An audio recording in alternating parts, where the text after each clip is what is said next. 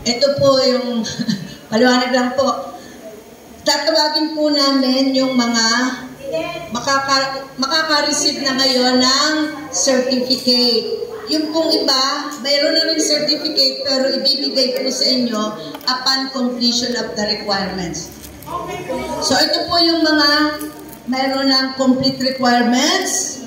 Tinatawagan po Eda Lusuryaga from Annunciation Parish. Otelia G. Salinas from Annunciation Parish. Otelia.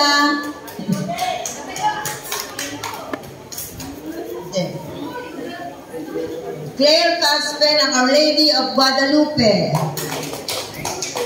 Hindi na po sulit.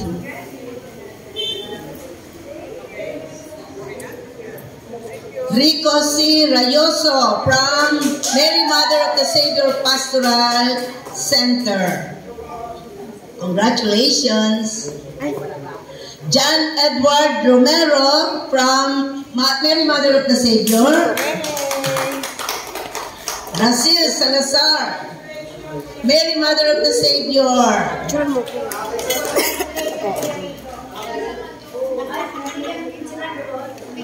Rosalie Sulit, Mary Mother of the Savior, Pastoral Center.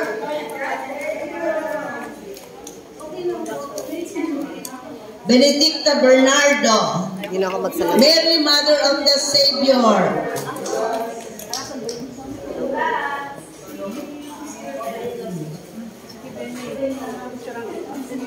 Merlinda Camposano, Mary Mother of the Savior. Congratulations. Lina Grueso, Our Lady of Guadalupe Parish.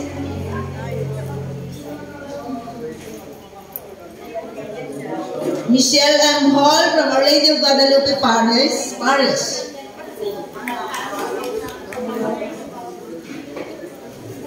Manilin Pugosa, Mary Mother of the Savior Parish. Congrats. Radigunda Pineda, Santa Rita de Casia, Quasay Parish. Nasaan po yung listahan ng... meron pong isang request.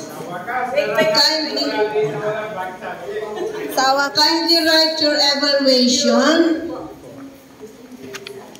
speaker, venue, topic, and everything.